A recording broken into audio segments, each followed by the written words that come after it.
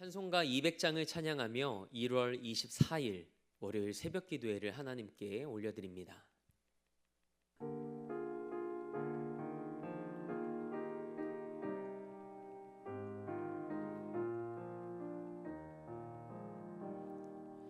달고 묘한 그 말씀, 생명의 말씀은 귀한 그 말씀 진실로 생명의 말씀이 나의 길과 믿음 밝히 보여주니 아름답고 귀한 말씀 생명샘이로다.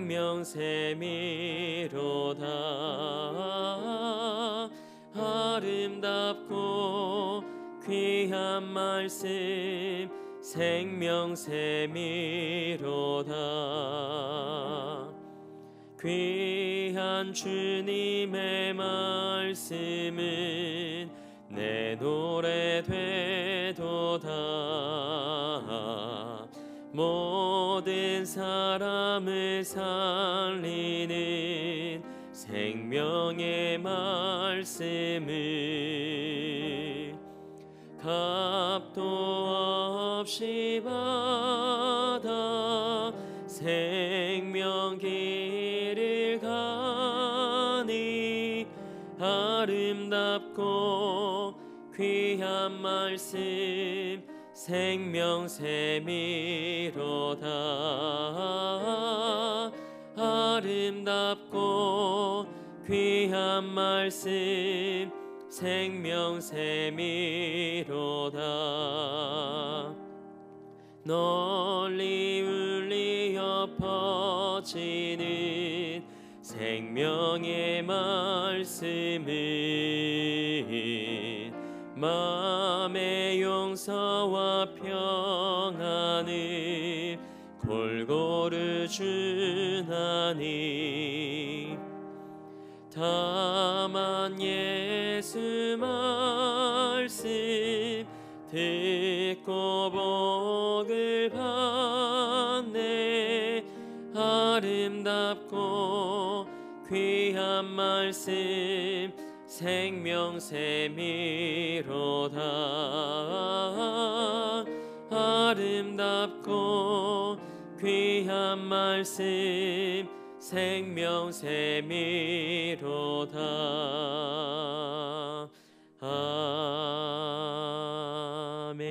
아멘. 사도신경으로 우리의 신앙을 고백합니다. 나는 전능하신 아버지 하나님 천지의 창조주를 믿습니다. 나는 그의 유일하신 아들 우리 주 예수 그리스도를 믿습니다. 그는 성령으로 잉태되어 동정녀 마리에게서 나시고 본디오 빌라도에게 고난을 받아 십자가에 못 박혀 죽으시고 장사된 지 사흘 만에 죽은 자 가운데서 다시 살아나셨으며 하늘에 오르시어 전능하신 아버지 하나님 우편에 앉아 계시다가 거기로부터 살아있는 자와 죽은 자를 심판하러 오십니다. 나는 성령을 믿으며 거룩한 공교회와 성도의 교제와 죄를 용서받는 것과 몸의 부활과 영생을 믿습니다. 아멘. 찬송 182장 한 장 더 힘차게 박수하며 하나님 앞에 찬양으로 영광 올려드립니다.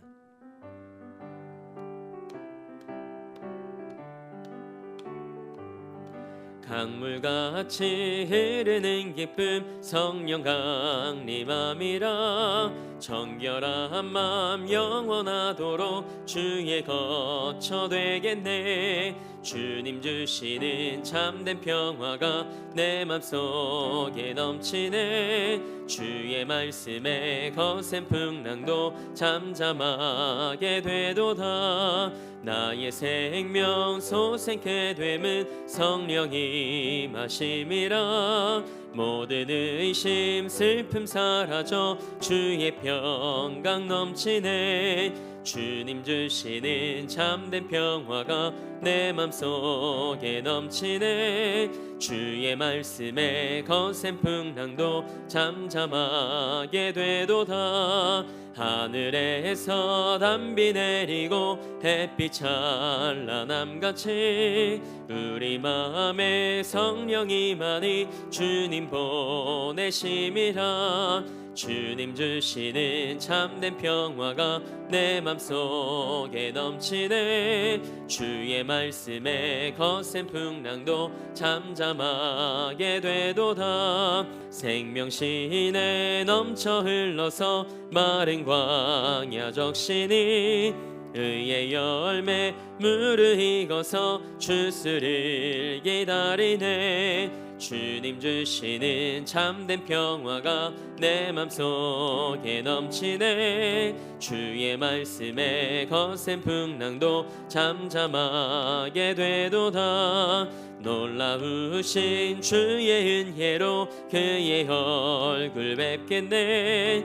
평화로운 안식처에서 영원토록 쉬겠네. 주님 주시는 참된 평화가 내 맘속에 넘치네. 주의 말씀에 거센 풍랑도 잠잠하게 되도다. 아멘. 오늘 우리에게 주신 하나님의 말씀은 요한복음 7장 14절에서 18절 말씀입니다. 하나님의 말씀을 받겠습니다 고백한 후에 저와 여러분 한 목소리로 합독하겠습니다. 하나님의 말씀을 받겠습니다. 이미 명절의 중간이 되어 예수께서 성전에 올라가사 가르치시니 유대인들이 놀랍게 여겨 이르되 이 사람은 배우지 아니하였거늘 어떻게 그를 아느냐 하니 예수께서 대답하여 이르시되 내 교훈은 내 것이 아니요 나를 보내신 이의 것이니라. 사람이 하나님의 뜻을 행하려 하면 이 교훈이 하나님께로부터 왔는지 내가 스스로 말함인지 알리라. 스스로 말하는 자는 자기 영광만 구하되 보내신 이의 영광을 구하는 자는 참되니 그 속에 불의가 없느니라. 아멘. 하나님의 말씀으로 새로운 하루를 여는 사랑하는 성도님들의 삶에 하나님의 말씀이 임하는 은혜가 있길 주님의 이름으로 축복합니다. 오늘은 하나님의 말씀이 삶이 되다라는 제목으로 하나님의 말씀 함께 나누고자 합니다. 두 사람이 같은 말을 합니다. 한 사람은 고학력자이고 한 사람은 환경이 뒷받침되지 않아 많이 배우지 못한 사람입니다. 여러분이라면 이 두 사람 중에 어떤 사람의 말에 귀를 기울이겠습니까? 우리는 같은 말을 들으면서도 누가 말하느냐에 따라 그 사람을 더 신뢰하기도 하고 덜 신뢰하기도 합니다. 그 이유가 뭘까요? 사람은 말하는 이의 학벌과 사회적 지위 그리고 보여지는 이미지를 통해 말을 수용하기 때문입니다. 보여지는 것만으로 판단하는 것은 우리의 삐뚤어진 시선이라 할 수 있습니다. 물론 우리는 보이는 것을 참고하여 판단할 수밖에 없습니다. 그러나 참고사항으로 끝나지 않고 그것이 사람을 평가하는 절대적인 잣대가 된다면 그것이 문제가 됩니다. 이런 모습이 오늘 본문 말씀에도 기록되어 있습니다. 어제 새벽에 나눴던 것처럼 예수님은 하나님의 뜻과 때를 기다리셨습니다. 하나님의 때가 아직 이르지 않았기에 유대로 가지 않으시고 갈릴리에 그대로 머물러 계셨습니다. 그런데 그렇게 말씀하신 예수님께서 움직이십니다. 요한복음 7장 10절 말씀을 보니 예수님께서 자신을 나타내지 않으시고 은밀하게 유대로 올라가셨다고 기록되어 있습니다. 이제까지 자신을 숨기시다가 8일 동안 이어지는 이 초막절의 중간에 자신을 드러내시는 예수님의 모습이 오늘 본문 말씀에 담겨 있습니다. 사실 14절 말씀에는 개역개정 성경에는 기록되어 있지 않은 헬라어 접속사 대라는 단어가 있습니다. 그러나 라는 뜻입니다. 이 접속사를 통해 우리는 하나님의 때가 이르기까지 유대인들을 피하시던 예수님께서 드디어 자기 자신을 드러내기 시작하셨다는 사실을 분명히 알 수 있습니다. 예수님은 사람들이 많이 모인 명절 중간에 사람들이 많은 성전에서 많은 사람들 앞에서 하나님의 말씀을 가르치셨습니다. 예수님은 유대인들의 위협에도 드러내놓고 하나님의 말씀을 전하셨죠. 그러자 유대인들은 그런 예수님을 보면서 배우지도 않았는데 어떻게 그를 아느냐고 의아해하며 놀랍니다. 여기서 배운다는 말은 랍비가 되는 교육 과정을 의미합니다. 이 말은 예수님이 랍비에게서 배운 적이 없음에도 불구하고 뛰어난 학식을 가지셨음에 놀랐다는 겁니다. 당시 유대인들 사이에는 학벌에 대한 선입견이 있었습니다. 어떤 랍비에게서 배웠느냐가 서로를 평가하고 인정하는 기준이었습니다. 그러나 예수님은 어떤 랍비에게서도 배운 적이 없으셨죠. 그래서 유대인들은 놀라운 가르침에 귀를 열기보다 공식적으로 가르칠 자격이 없는 예수님께 마음을 닫아버립니다. 그들에게 중요했던 것은 말씀의 권위보다 학력과 배경이었습니다. 예수님은 이런 그들의 반응을 지켜보시며 이렇게 말씀하십니다. 17절과 18절 말씀입니다. 예수님은 하나님의 뜻을 행하려는 자는 그의 가르침이 하나님으로부터 왔는지 자신에게서 나온 것인지를 구분할 수 있다고 말씀하십니다. 그리고 예수님의 가르침은 자신의 영광을 구하는 것이 아니라 자신을 보내신 이의 영광을 구하는 것이라고 말씀하십니다. 이는 당시 랍비들이 자기 지혜를 뽐냄으로 명성을 높이고 파벌을 만든 것에 대한 우회적인 비판이었습니다. 유대인들은 예수님의 가르침보다 여전히 예수님의 배경을 주목합니다. 그리고 메시지를 공격하지 못하자 메신저이신 예수님을 공격합니다. 그들의 목표는 진리가 아니라 자신들이 영광을 얻는 것이었습니다. 혹여나 우리 안에도 이런 외적인 조건으로 다른 이들을 판단하는 모습이 있었다면 오늘 그 마음을 돌이키는 기회가 되길 축복합니다. 하나님께서 마음의 중심을 보시듯 우리에게도 사람의 중심을 볼 수 있는 마음을 주시길 기도할 수 있는 이 새벽이 되길 원합니다. 그렇다면 유대인들은 왜 예수님의 말씀을 듣고 놀랐을까요? 그 이유가 오늘 본문 16절 말씀에 기록되어 있습니다. 우리 16절 말씀을 함께 읽겠습니다. 예수께서 대답하여 이르시되 내 교훈은 내 것이 아니요 나를 보내신 이의 것이니라. 아멘. 예수님은 예수님의 가르침이 하나님께로부터 왔다는 것을 강조하셨습니다. 그리고 그 말씀대로 예수님의 가르침에는 권위가 있었습니다. 권위가 뭘까요? 권위는 따르게 하는 힘을 말합니다. 사회의 구성원들에게 널리 인정되는 영향력입니다. 당시 예루살렘에서는 어느 랍비에게서 훈련을 받았는지를 가르침의 권위로 여겼습니다. 유대인들이 바울을 인정했던 이유 가운데 하나가 그가 가말리엘의 문화에서 수학했기 때문이었죠. 정식 교육을 받은 적이 없는 예수님이 지혜롭고 권위 있게 성경을 해석하시자 유대인들은 놀랄 수밖에 없었습니다. 마태복음 7장 28절에서 29절 말씀을 보면 예수님께서 말씀을 하시자 무리들이 예수님의 가르치심에 놀라며 이렇게 말합니다. 이는 그 가르치시는 것이 권위 있는 자와 같고 그들의 서기관과 같지 아니함이러라. 아멘.